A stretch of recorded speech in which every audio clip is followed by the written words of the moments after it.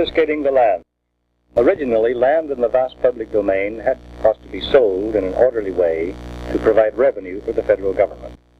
By 1946, this policy had been reversed. The public domain had been converted into a mammoth land management system, administered and policed from Washington, and was being enlarged through condemnation and purchase from private and state owners. Today, the federal bureaucracy owns more land than the total land area of 25 European nations.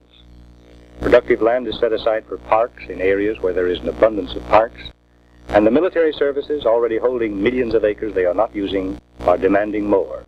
At the same time, Kennedy gives away American land to a foreign government to improve our image abroad. The people in the Congress ought to stop the gargantuan land grab before it is too late. That is a summary of my report on confiscating the land.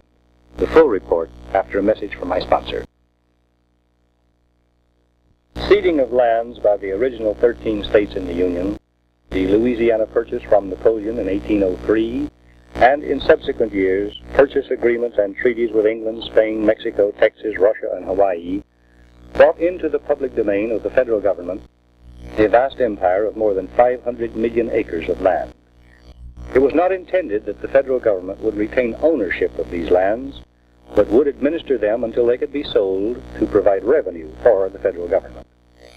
Beginning in the 1830s, the government began to give away the public lands to serve various economic and social purposes. Eventually, about 400 million acres were given to railroads, educational institutions, homesteaders, and so on. Another change in policy became apparent in the late 1920s.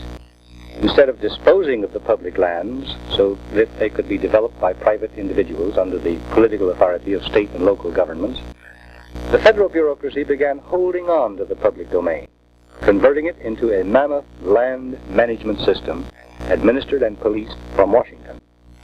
In the 1940s, the federal bureaucracy began increasing its domain, accumulating more land through condemnation and purchase from private and state owners. Today, the federal government owns and controls a domain of almost 1,000 million acres, which is more than the combined land area of 25 European nations. But the land hunger of the bureaucracy is still keen. Note some recent cases. More than half of the land area in Michigan's 36 northern counties is in state and federal ownership. Michigan has 6 1/3 million acres in state and federal forests, over 46,000 acres of lakes, with 308 miles of publicly owned shoreline, 61 state game areas, and 785 public fishing areas. But in January 1961, U.S. Representative John Dingell introduced a bill which would authorize the federal government to seize 26,000 acres for the Sleeping Bear Dunes National Recreation Area in northwest Michigan. In June 1961, the 2 United States senators from Michigan introduced a bill to authorize federal seizure of 77,000 acres. But the Secretary of the Interior said he wanted 92,000 acres for Sleeping Bear.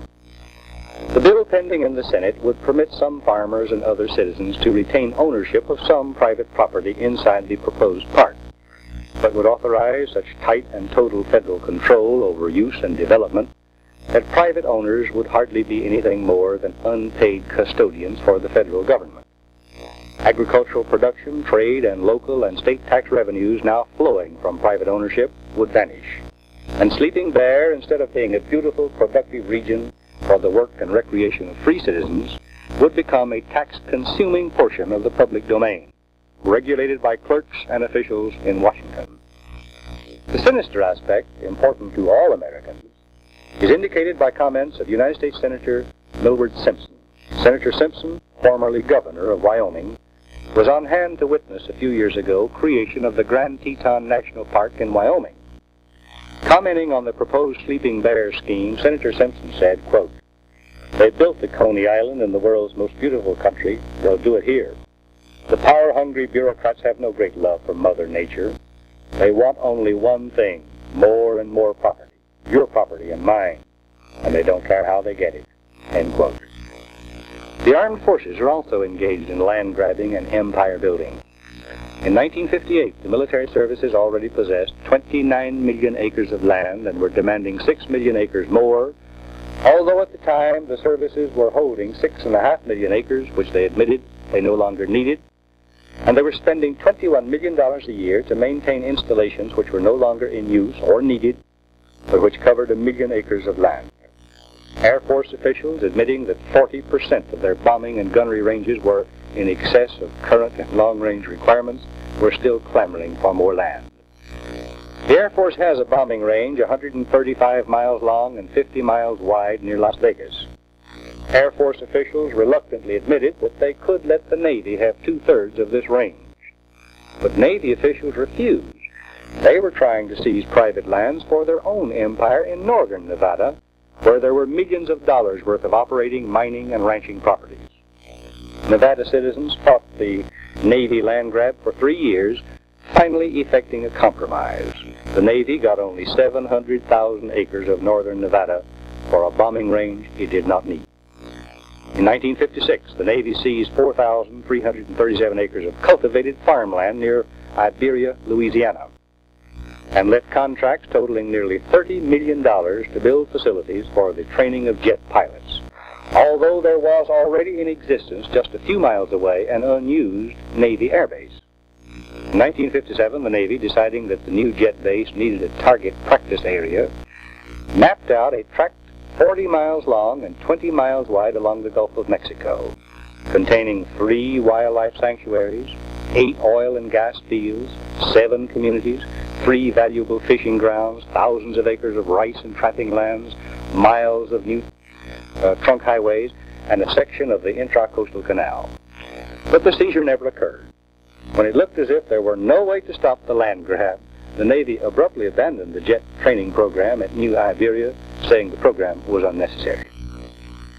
Empire building by civilian and military bureaucrats had nothing to do with President Kennedy's recent land grab in El Paso.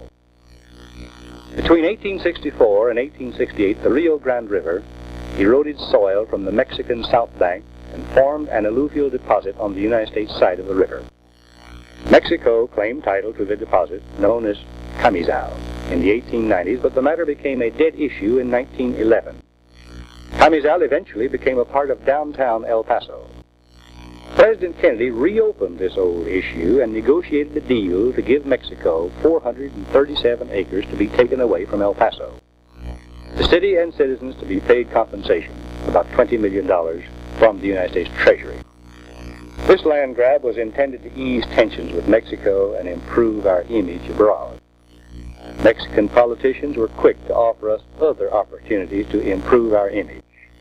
On June 12, 1963, before settlement of the Camizal matter was formally announced, Mexican nationalists opened a drive for return to Mexico of 9 United States islands off the California coast: Santa Catalina, Santa Cruz, San Miguel, Santa Rosa, San Clemente, Santa Barbara, San Nicolas, and Panama.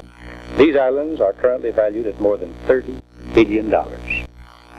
As Senator Milbert Simpson said, the land hunger of federal bureaucrats does not arise from love of Mother Nature. The propaganda about preserving the magnificence of unspoiled nature for future generations is appealing, but false.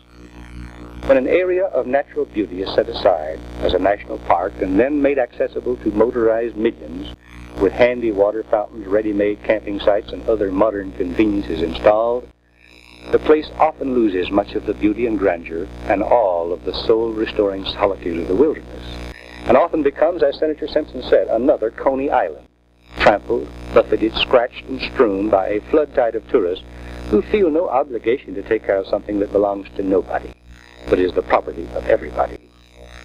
On the other hand, if you set aside wilderness areas that are inaccessible except to a favored few who can afford expensive safaris into them, what becomes of your argument that you are preserving these beauty spots for the people? What will the government do with all the lands it is acquiring by purchase, pressure, and outright seizure? There is an inkling of an answer in a bill proposed in 1961 by the Secretary of the Interior. The Secretary wants to sell the public lands with authority to impose perpetual usage and zoning requirements upon the private purchasers. There is the thinking of the zoners and planners of other people's lives. If the government can acquire the land, and then permit it to be developed only within conformity to the taste and specifications of the Washington bureaucracy, we can have the standardized monolithic ugliness of governmental planning on a national scale.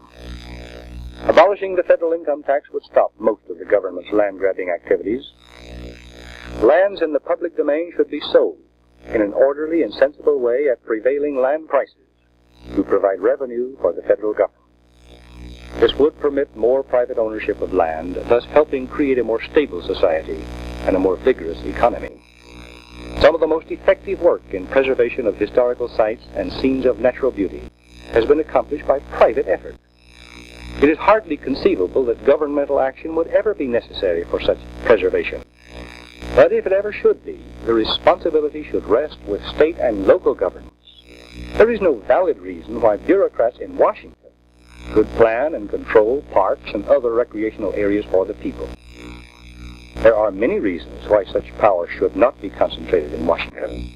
The most important reason being that the concentration of economic and political power in Washington is a prerequisite step toward destruction of our constitutional free enterprise system. Today, the federal government owns a vast empire of public lands, held in domain under the control of the federal bureaucracy. The system has grown to such monumental proportions that it is almost beyond human comprehension. If we continue to let this gargantuan land grab go on, eventually, the bureaucrats in Washington will be in charge of all development. Goodbye. God bless you. For a printed copy of this broadcast, send 25 cents to Dan Smoot, Dallas 14, Texas, and ask for 415, Confiscating the Land. 6 copies, $1.